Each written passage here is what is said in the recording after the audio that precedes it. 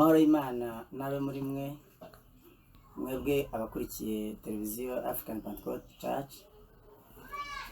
Dushimiye Imana ko twongeye kugaruka gukorana namwe muri uyu mwanya w'ivugabutumwa. Dushimiye mwebwe mwese abaje kudukurikirana. Imana ibaho umugisha. Reka dutangire dusenga Imana kugira ngo Imana idufashe muri ibi bikorwa tugiyemo.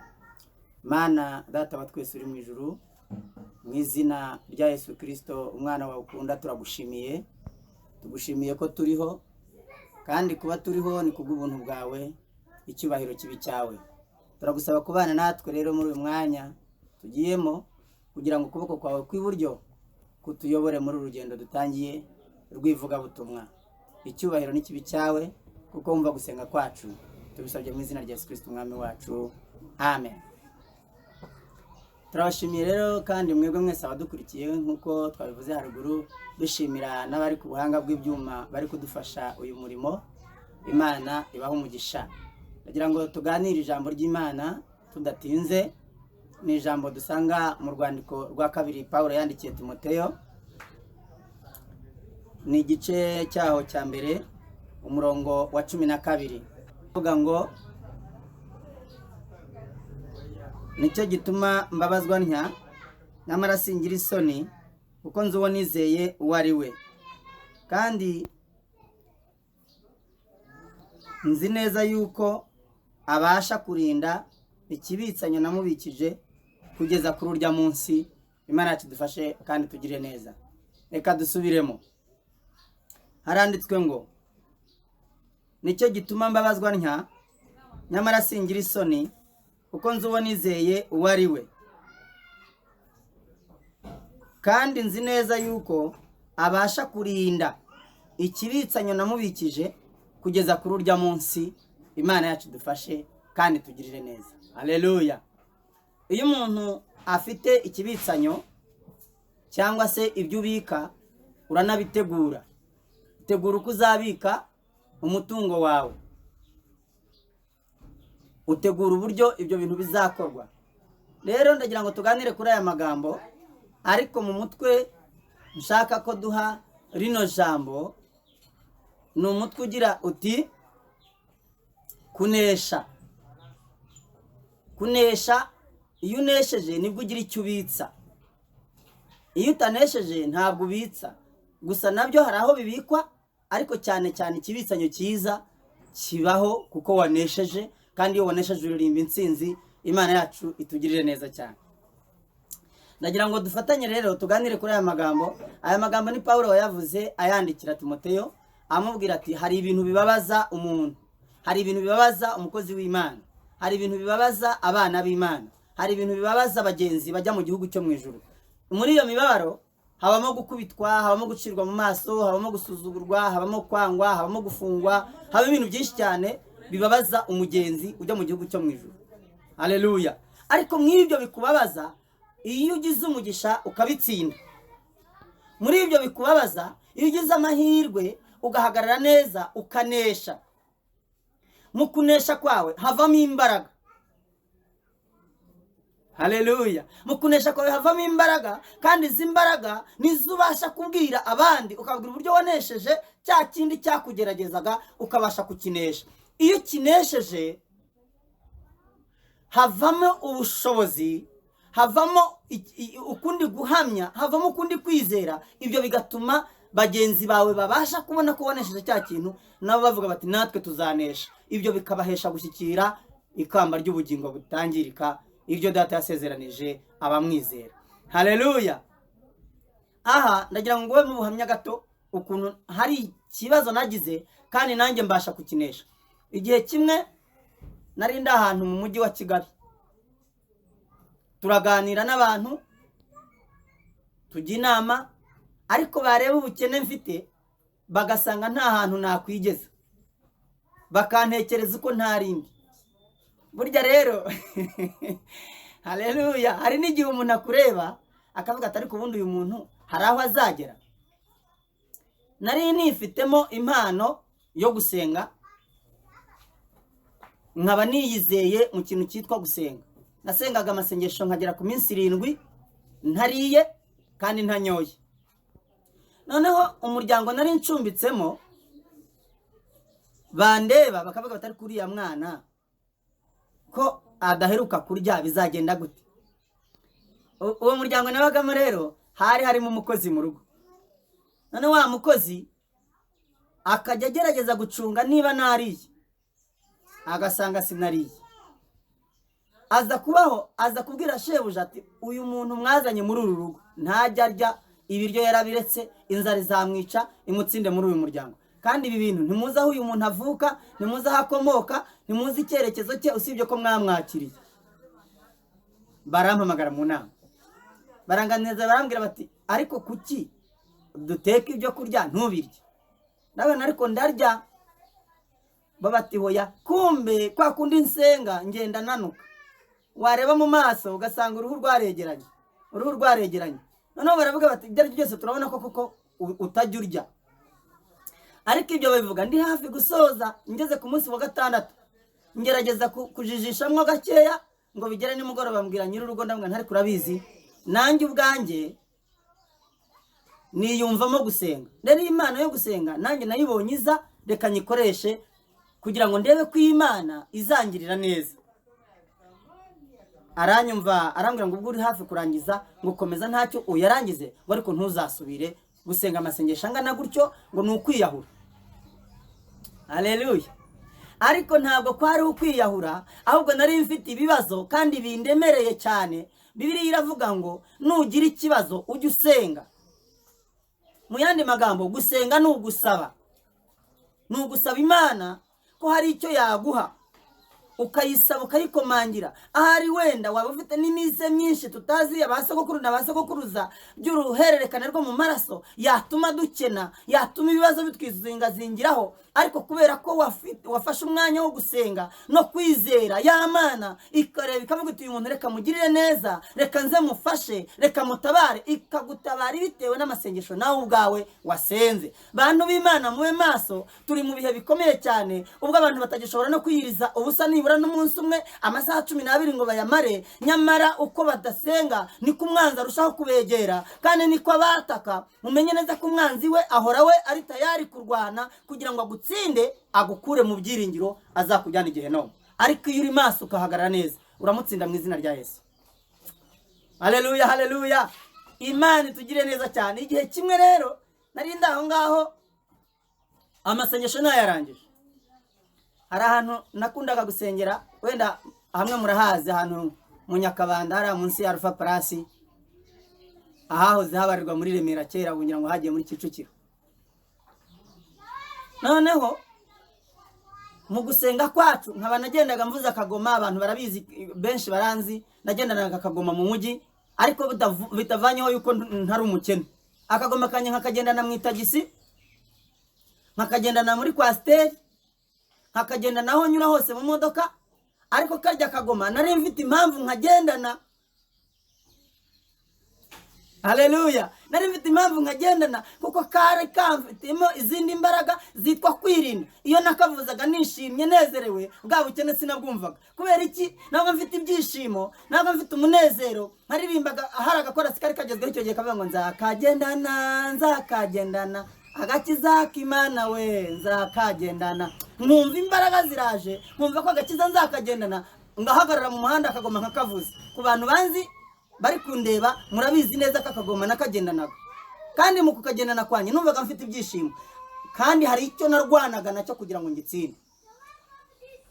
Nari naraje mu igihugu nyizamo nturutse hanze, nyizamo ntagira isambu, nyizamo ntagira inzu, nyizamo ntagira aho mbarizwa. Kwa sogokuru nuko byumva mu mateka, ntabwo nari imazi, sinari mfite umvuganira, sinari mfite unkira kare rutega.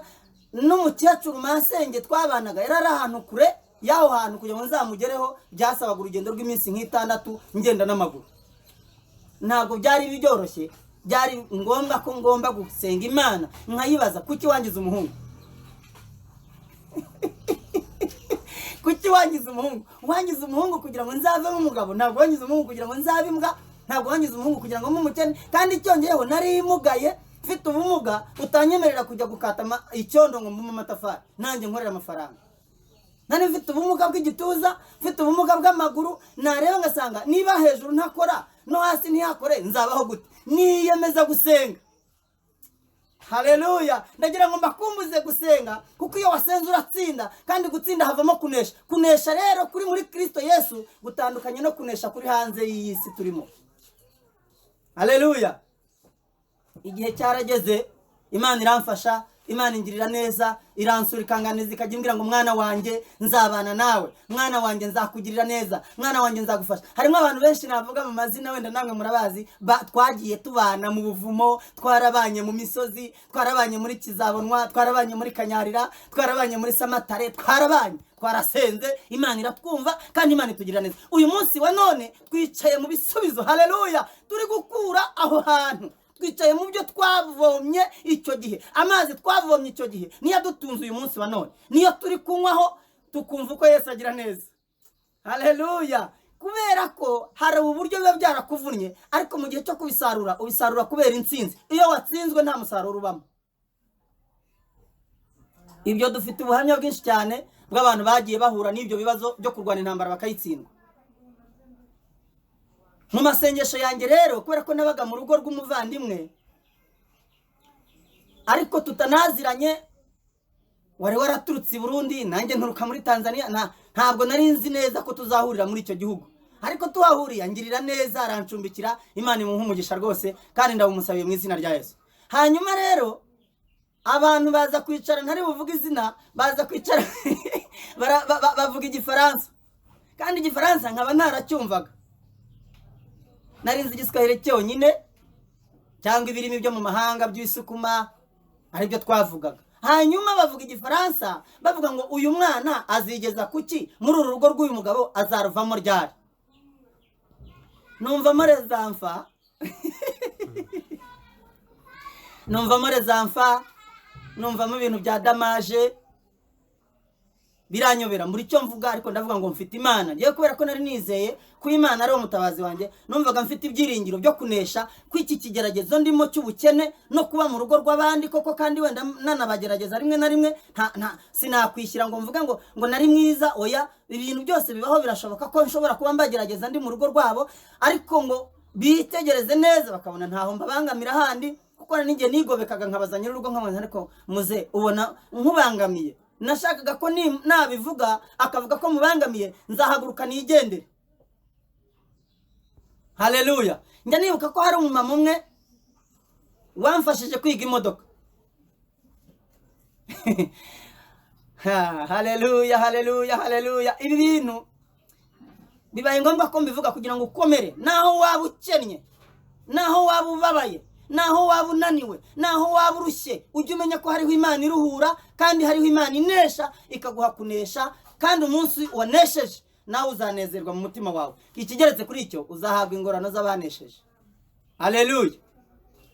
Hari umumama wanyishyuriraga 1000 ku munsi ngo njye kugura ibyo kurya, nkava i Remera ngenda n'amaguru, nkarinda ngenda nkagera i Nyamirambo, nkajya gufata icyo 1000.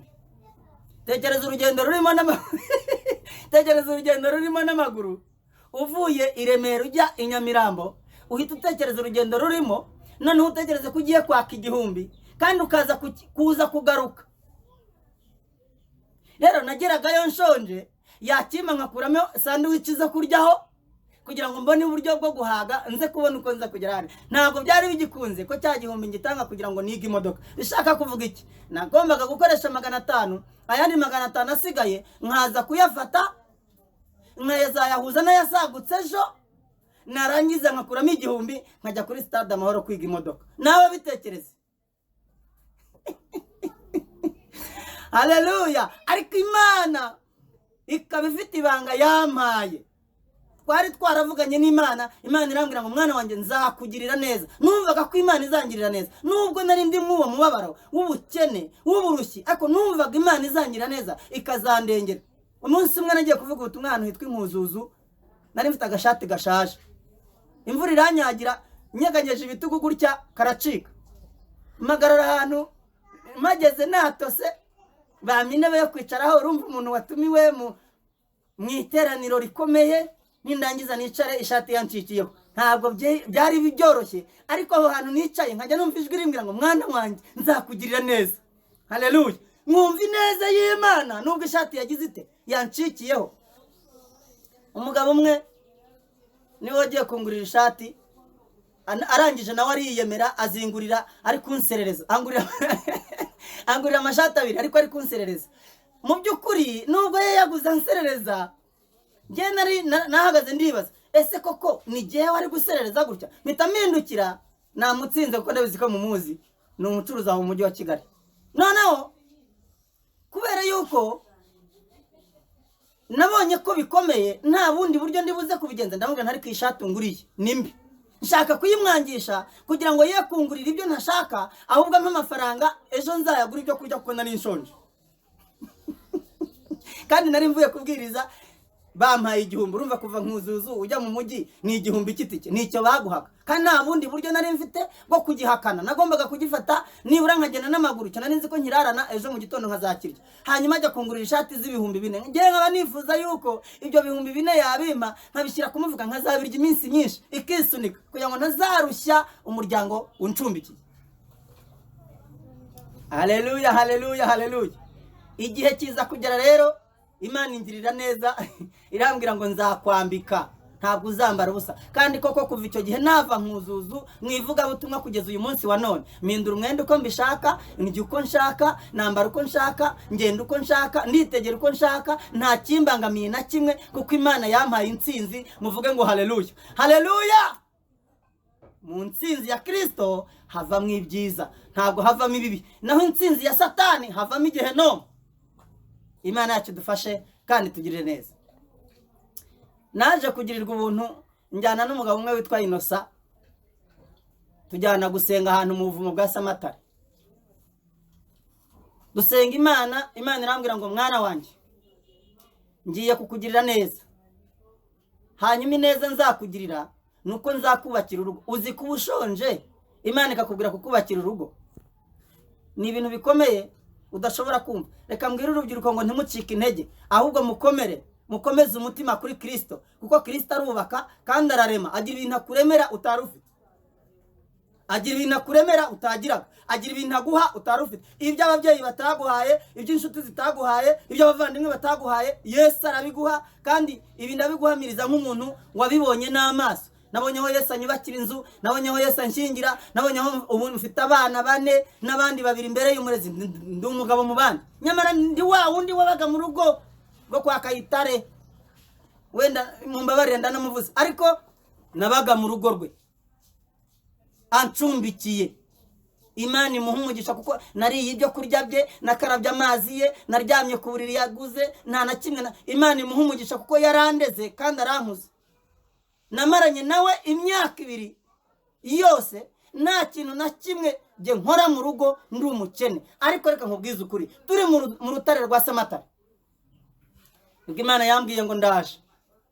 Ariko nubwo Imana iza, burya na Satani igira ibindi izana ku ruhande. Haleluya. Aya magambo Paulo ajya kuvuga, akavuga ngo nubwo mbabazwa ntya, nyamara singira isoni, ngo kuko nzi uwo nizeye uwo ari we, ngo nzi neza ko abasha kurinda ikibitsanyo namubikije kugeza kuri urya munsi. Burya kurinda ikibitsanyo niho haduruka gutsinda. Kandi iyi ntsinzi uyifite, ubwami bw'Imana buba bukwegereye, kuko n'umutima wawe ubunezerewe. Ubwami bw'Imana bwegera umutima wishimye, umutima ubabaye ntabwo ubana n'Imana. Ishobora kukurinda kubera ibibazo runaka, ariko mu mubabaro ufite ntabwo Imana ishobora kubana nawe mu mubabaro, kuko umutima uhagaze ujugunya amahoro yawe. Imana yacu dufashe kandi Imana tugirire neza. Tuvuyeyo nabaye nkigera mu rugo, kuko nari naratanze nomero y'uwo musaza kugira ngo bajye bayihamagaraho. Barangije umuntu arahamagara arambwira ngo nzaze kuvuga ubutumwa ku itorero iwabo. Naje kujyayo njya gukora umurimo w'Imana, nitaye kuri bwa bukene, ariko nari maze kubona agakweto. Noneho ndagenda njyayo, ndabwiriza, barafashwa, banyishyura 70,000 giti cye bampaye. barabima ndataha sinaceceka kuko Imana yankoreye ibikomeye sinabiceceka ngo mvuge ngo ibi ngibi reka mbikubwire kugira ngo nawe bigufashe bizaguheshe gukomera ku munsi mubi nawe ukomere nurangiza uzakomeze n'abandi. Haleluya. Hanyuma rero ndataha ariko banyihanangiriza bavuga ngo aya mafaranga tuguhaye ugende ugure telefone hanyuma tujye tukubonaho, tujye tumenya uko tuguhamagara, tujye tumenya uko tukwitaho. Igitangaza cyambayeho, telefone narayiguze ariko ngeze mu rugo bambaza impamvu naguze telefone, napangiye ayo mafaranga kugira ngo mumucuruzi. Nawe bitekereze, telefone bamaye amafaranga banyihanangiriza bati ugenda ayo mafaranga uyagura telefone tuzajya tubona uko tukubona. Nanjye ndangije ngenda koko nkora ibyo bambwiye, ariko nkora ibyo bambwiye niyibagije ko ntaha mu rugo rw'abandi. Ngeze mu rugo rw'abandi barambaza bati kuki waguze telefone, aya mafaranga ntiwari kuyaheraho ukagira icyo ukora ejo ukagira iterambere. Babimbwiye koko nsanga nanjye nakoze ibintu by'ubucucu. Ariko ntabwo bwari ubucucu kuko nari nubahiriza icyo nabwiwe n'abanyiri ukuma amafaranga. Haleluya. Hari igihe umuntu aguha ishati akagutegeka uko uyambara, hari igihe umuntu aguha inka akagutegeka uko uyiragira, hari igihe umuntu aguha amafaranga akagutegeka uko uzayakoresha. Bene data, guhabwa n'abantu biragoye, ntugire ngo ni ibintu byoroshye. Ahahirwa uhabwa n'Uwiteka, kuko Uwiteka yaguhaye n'icyo aguhaye nta gutota, nta guhata, nta kubwira ngo uzabigenza utya. Araguha gusa akakubwira ngo gende mwana wanjye nguhaye umugisha, kandi akabiherekeza nta muvumo yongeramo. Izina ry'Imana rihabwa icyubahiro. Haleluya. Igihe cyarageze nizera ijambo rimwe rivuga ko nshobora kunesha, kandi namara kunesha nkava mu rugo rw'abandi nkajya kuba mu rugo rwanjye. Hari indirimbo abakristo bakundaga kuririmba, sinari nzi mu gitabo aho yanditse, ariko ni indirimbo ivuga ngo nikomeza ku rutare naho ahandi n'umusenyi, naho ahandi hose n'umusenyi. Ako karirimbo kanzamo mpita numva urutare ari Kristo, mpita numva ko ibindi byose nubatseho ari umusenyi. Nafashe icyemezo mva mu mujyi wa Kigali njya mu cyaro, ngenda mvuga ngo ndagiye bizaba uko Imana ishaka. Nsanga umusaza bita Musafiri ya Senta, Imana imuhe umugisha mu izina rya Yesu. Uwo musaza niwe wanyakiriye, ntafite uwo mbaza ngo nzabahe, nzarya iki, nzakora iki. Ariko amaze kunyakira fata icyemezo cyo kumwereka ko nshaka urugo, ntangira kwizera kubaka. Nubatse inzu mu bitekerezo, nyubaka mu nzozi, nyubaka mu masengesho, nyubaka ku gikumba tubyina turirimba, nkajya ngendana inzu, nkajya ngendana abana, nkajya ngendana umufasha, nta bindi bintu nzi. Ariko igitangaza cyarabaye, ibyo nizeye niko byagenze, intsinzi ndayicyura. Uyu munsi wa none mfite urugo ndubatse. Izere ko nawe wakubaka, izere ko nawe wakomera, izere ko nawe wavamo umuntu wo gutsinda ibikugerageza, izere ko nawe watsinda iyo ndwara, izere ko nawe watsinda imyuka mibi, izere ko nawe watsinda ibikugerageza, izere ko nawe hari izindi mbaraga z'Imana zikuriho abantu batabona ariko wowe zikaba zikurimo. Izi mbaraga rero ntuzipfobye, ahubwo zikoreshe. Nurangiza winjire mu nzu y'Imana ujye gusenga. Senga Imana, watura ibyaha byawe, ushake Yesu, numara kumubona n'ibindi byose bizizana. Kandi niyo hatazi ibyo nk'uko turi kubivuga gutyo, nyamara hashobora no kuza ihumure, ijambo ry'ihumure, ukongera ukabyarwa ubwa kabiri, ukavuka bundi bushyashya. Ushobora kubyumva ari ibintu bikomeye, ariko nahinduwe na Kristo. Izina ry'Imana rihabwa icyubahiro. Mbere nabanje kuba umubeshyi, Pawulo niko ajya bivuga. Nanjye nabanje kuba umubeshyi, naragiraga inka za gatemanyi, nanjye ndi umunyabinyoma, ndi umushumba utukana n'abandi bose. Ariko igihe kiragera, Imana ibona ko ikwiriye kunkura mu kuragira inka, injyana mu bantu. Uyu munsi ndi umushumba, afite itorero nyoboye. Niba nyoboye itorero kandi narabanje kuba umuntu uragira inka, nari nyoboye inka hariya, nzi ukuntu inka zirushya, nzi ukuntu inka ijya kona ukayicyamura, nzi ukuntu inka utayiragiye neza ntikamwe, utayitayeho irapfa. Byanze bikunze mfite umuntu unyitaho. Haleluya. Witwa Kristo. wamaye kunesha, nanjye ndakwifuriza kunesha muri uyu munsi ndakwifuriza kunesha, uyu munsi ndakwifuriza guhagarara neza ugacyura intsinzi ukabasha kuba umuragwa w'ubugingo buhoraho. Iri jambo uryakire mu mutima wawe, kandi ijambo ry'Imana ntabwo rijya ribora. Pawulo yaranditse rero abibwira Timoteyo. Uyu Timoteyo yari umuhungu we yari yarabwirije ubutumwa bwiza, ntabwo ari we yabyaraga mu nda, n'uwo yabwirije ubutumwa bwiza mu bihe bitari byiza, mu bihe bikomeye byo gukubitwa, gucirwa mu maso, urutoto. Nibwo Kristo yari amaze igihe agiye. Bahamagara Petero asanga nta kundi bizagenda. Pawulo niwe washize amanga, aravuga ati reka fata icyemezo cyo kugenda mugura abantu. Mubo yahuguye rero na Timoteyo arimo. Harambwira Timoteyo, mwana wanjye, ndabizi ko mfite umubabaro, ndi kubabazwa gutya, mfite iminyururu baramboshye, ariko mwana wanjye ntega amatwi unyumve neza. Nubwo mbabazwa ntya, nyamara singira isoni, kuko nzi uwo nizeye uwo ari we. Haleluya! Abasha kurinda ikibitsanyo namubikije, abasha kurinda ibyo nakoze, abasha kurinda ijambo nasohoye mu kanwa kanjye mvuga Kristo, abasha kurinda, azabindindira nk'ikibitsanyo, azabimbikurira kuri urya munsi. Haleluya, haleluya! Ndakwifuriza kubika, ndakwifuriza kugira ngo ubitse ubutunzi bwera bukiranuka butariho ikizinga. Ubwo butunzi buzaguherekeza umunsi uzaba uzamutse impanda ivuze uri kujya mu ijuru. Imana yacu ihabwe icyubahiro. Haleluya! Uyu munsi ntabwo ngisaba umwenda, uyu munsi ntabwo ngisaba inkweto, uyu munsi ntabwo nkisabiriza. Nanjye ndi mu bandi bagabo, nafata ibyemezo, nakora umurimo w'Imana, nanahinga, noneho n'indwara zarakize, ubu ndi muzima. Haleluya! Kubera iki? Kubera ko nagize umugisha wo kubana na Kristo, nkabana nawe nsenga, nkabana nawe mwitayeho, muzirikana ku mutima wanjye, nawe ambera umubyeyi. Uyu munsi wanana n'umubyeyi wanjye. Nagira ngo gutangarize ko Yesu Kristo ni se w'imfubyi, ni umugabo w'abapfakazi, niwe ubohora imbohe, niwe uzura abapfuye, niwe urenganura abarengana, kuko ni umucamanza utabera. Haleluya, haleluya, haleluya! Reka nshimire Imana yaneshereje. Kandi Pawulo yaranditse aravuga ngo ngerageza gukora ibyiza, ngo ibi bikantanga imbere. Nubona ikibi kije, uzagerageze kugitsindisha icyiza, kugira ngo utagwa mu moshya y'umwanzi Satani, ko Satani nta wundi mugambi afite nuwo kukurimbura. Haleluya! Nashakaga kugira ngo ngusabe uyu munsi wa none uhindukire,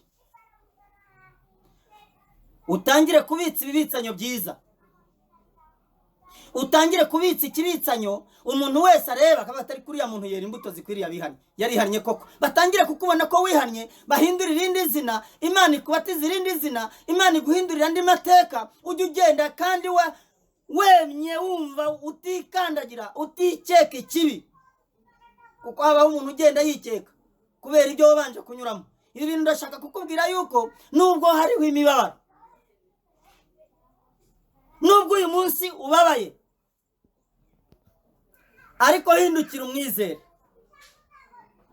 Haleluya! Hindukira gatoya wizere uyu mugabo witwa Kristo, umwana w'Imana. Hanyuma numara kumwizera, uraba icyaremwe gishya, uratangira kugenda mu migendere myiza yo gutsinda.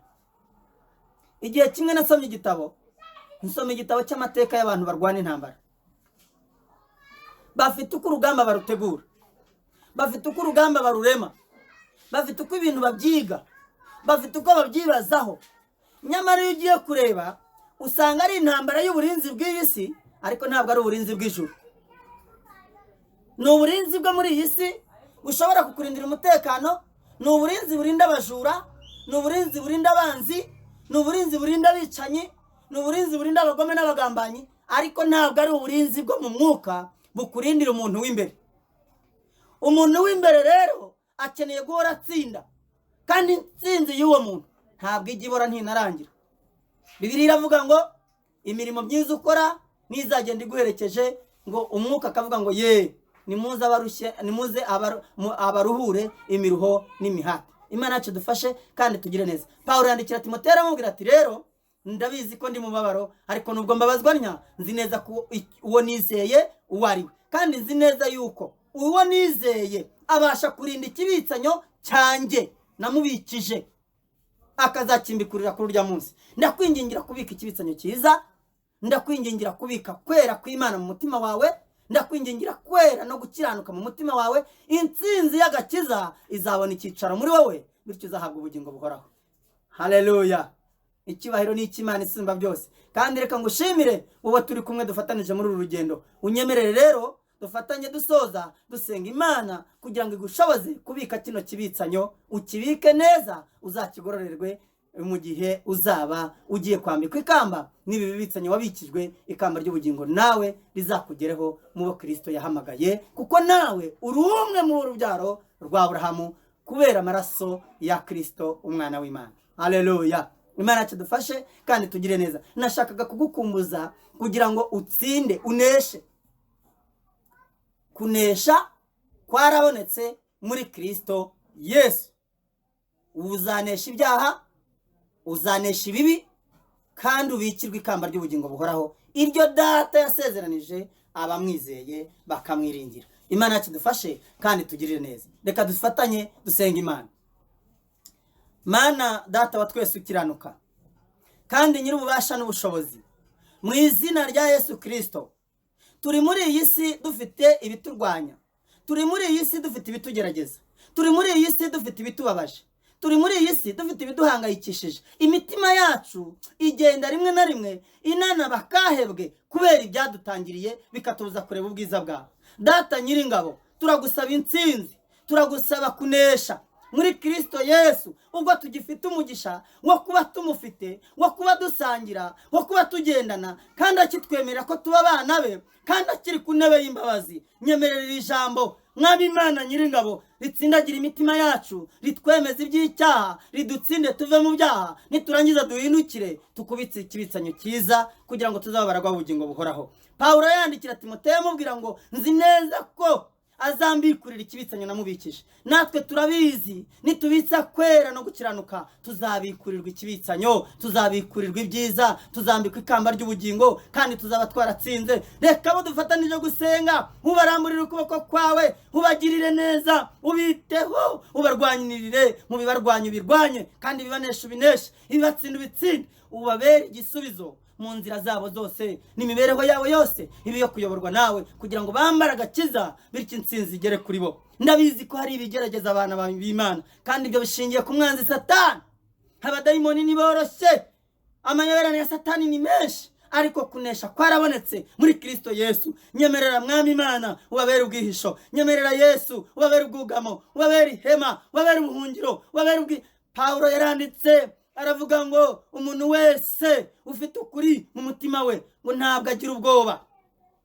Unyemerere umuntu wese umugwize mu kuri, umuntu umva aya magambo akayitondera, abashe kugira ukuri kandi abashe gukomera, akomejwe n'imbaraga zawe, akomejwe n'imbabazi zawe, n'ubuntu bwawe butarondoreka.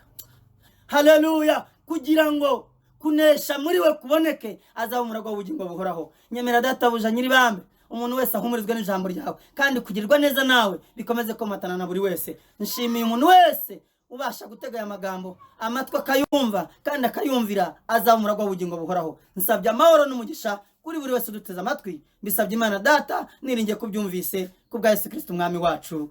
Amen. Amen. Imana ibaha umugisha, Imana ibaha amahoro, kandi mukomerere mu mwami, mureke icyiza kineshe ikibi, kugira ngo izina ry'Imana mwamenye ritagawa, ahubwo rihabwe icyubahiro. Mugira amahoro y'Imana. Mwari kumwe na Pastor Musanga Evariste. Imana ibaha umugisha. Murakoze cyane.